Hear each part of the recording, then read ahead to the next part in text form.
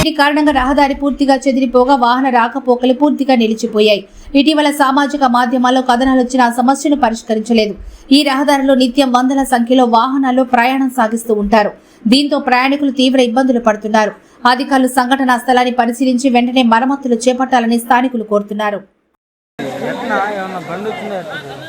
lorry వెళ్ళిపోయింది, దాటేసి అది